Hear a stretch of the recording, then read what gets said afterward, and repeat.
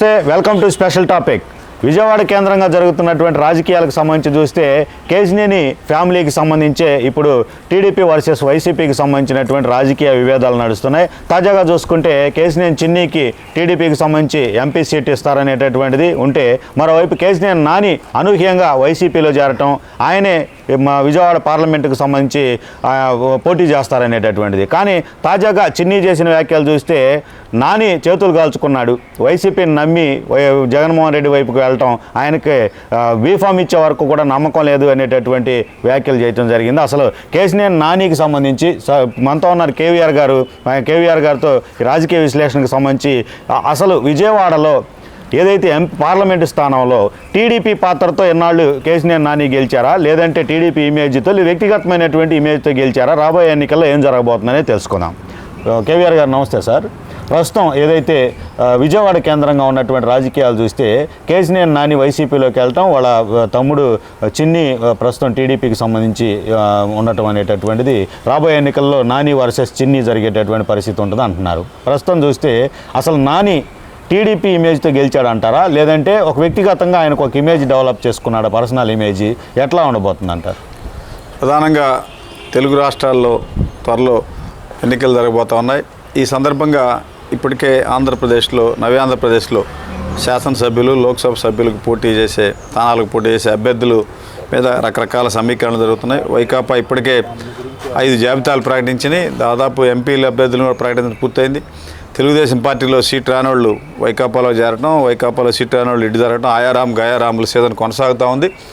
దీనిలో భాగంగానే విజయవాడలో ఎంపీ కేశినేని నాని పూర్తిగా తెలుగుదేశం పార్టీలో సీట్ వచ్చే అవకాశం లేకపోవడంతో ఆయన వైకాపాలో చేరాడు. వైకాపాలో ఆయన 3వ జాబితాలో ఆయన సీట్ అనౌన్స్ చేశారు.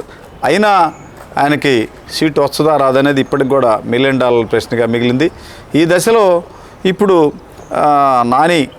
నానికి సీట్ రాదు, జగన్ వాడుకొని వదిలేస్తారనేటువంటి ప్రచారం జరుగుతుంది. కారణాలు ఏవైనా కానీ విజయవాడ రాజకీయాలను మనం పరిశీలిస్తే గతంలో కూడా ఉపేంద్ర 96, 98లో గెలిచి 99లో గెలిచి హ్యాట్రిక్ సాధిస్తాడనుకుంటే 99లో ఓడిపోయాడు.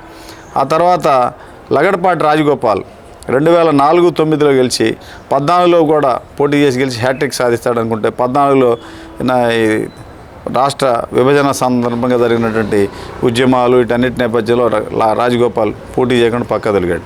అదే పరిస్థితిలో 2014, 19లో గెలిచిన నాని తిరిగి 2024లో గెలిచి హ్యాట్రిక్ సాధిస్తాడనుకుంటే రకరకాల పరిణామాలతో ఆయన కాంగ్రెస్ని టీడీపీ నుంచి బయటకు వెళ్ళి వైకాపాలో చేరాల్సి వచ్చింది. ఒకప్పుడు తెలుగుదేశం పార్టీలో విజయవాడ కేంద్రంగా నాని ఏకఛత్రాధిపత్యం వహించి చేశాడు.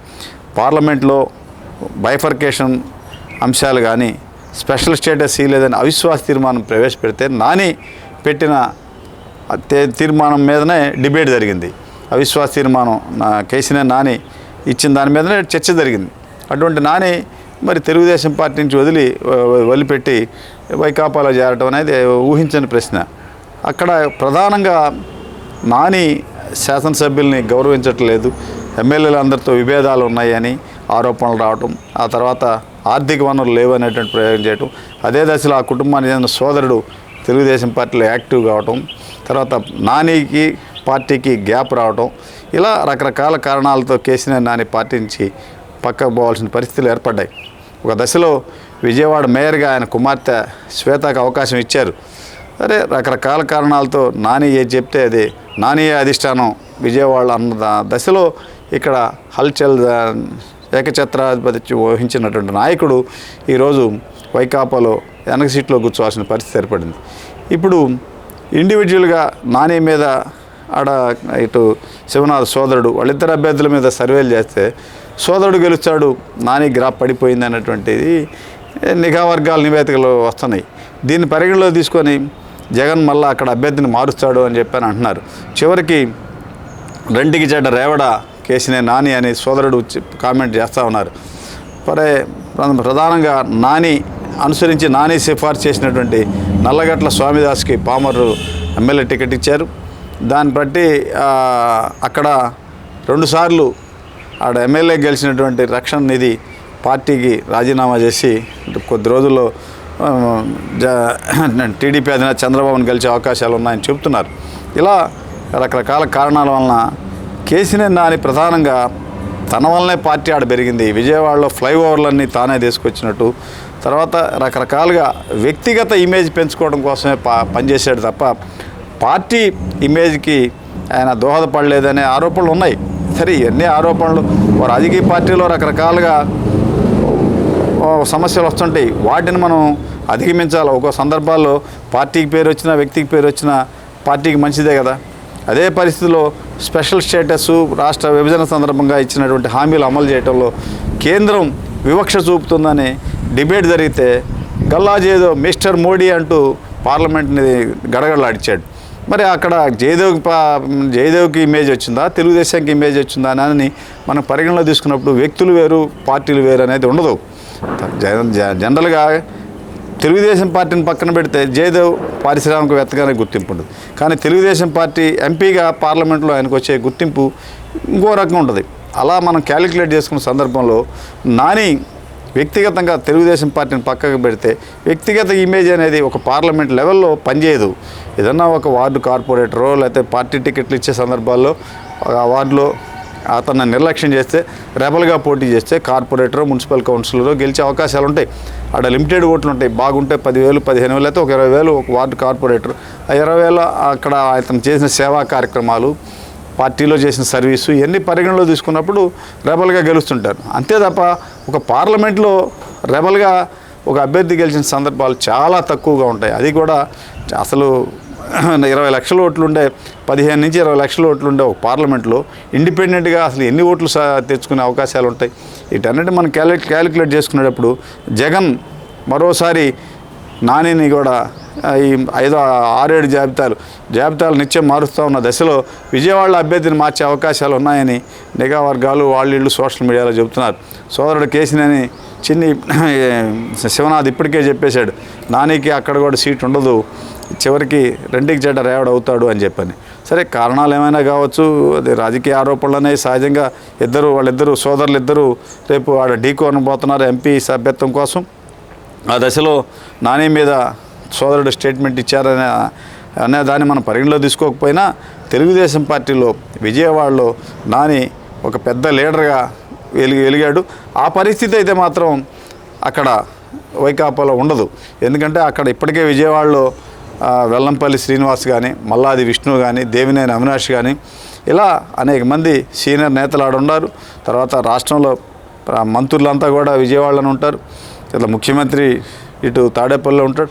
అందువలన తెలుగుదేశంలో ఉన్న విధంగా నాని అక్కడ వైకాపాలో ఏకఛత్రాధిపత్యం వహించే పరిస్థితి అయితే ఉండదు. ఇది నానికి సంబంధించిన అంశాలు.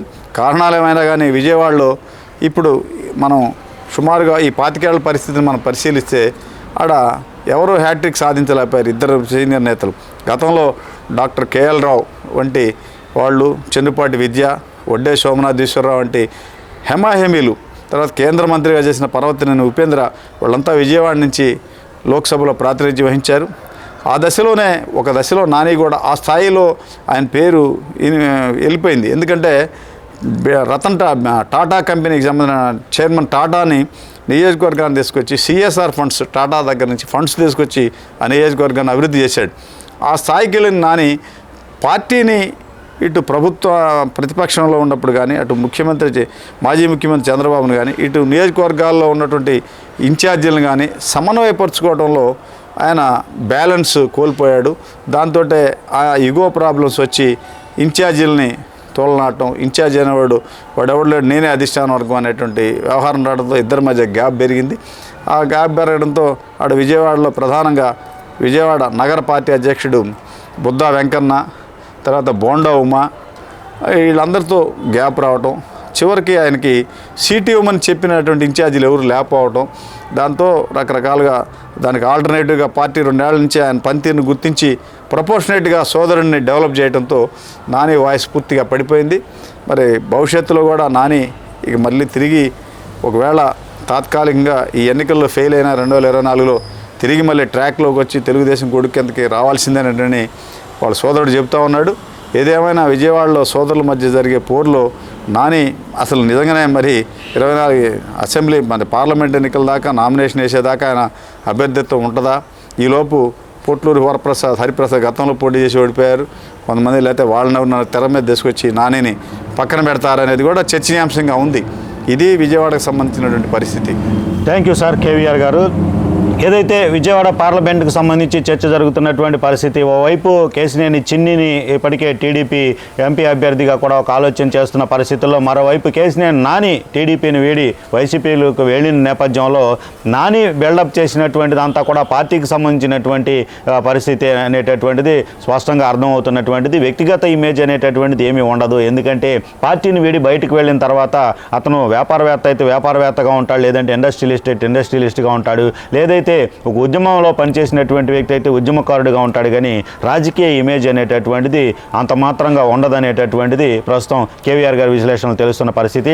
అసలు కేశినేని నానికి సీటు ఉంటుందా లేదా అనేది ఆఖరి వరకు వేచి చూడాల్సినటువంటి పరిస్థితి స్పష్టంగా అనిపిస్తుంది. ఎందుకంటే జగన్మోహన్ రెడ్డి బీఫామ్ ఇచ్చే ఆఖరి వరకు కూడా సర్వేల ఆధారంగా, గ్రాఫ్ ఆధారంగా సీట్లు ఇచ్చే పరిస్థితి ఉంటుంది. ఇప్పుడు ఏదైతే ఇన్ఛార్జిగా ఒకవేళ ప్రకటిస్తారు కానీ అభ్యర్థిగా ప్రకటించేటటువంటి పరిస్థితి మాత్రం ఎవరిని కనిపించినటువంటిది. ఇదే విజయవాడ పార్లమెంటుకు సంబంధించినటువంటి రాజకీయాల అంశం. మరో టాపిక్తో మళ్ళీ కలుద్దాం. నమస్తే.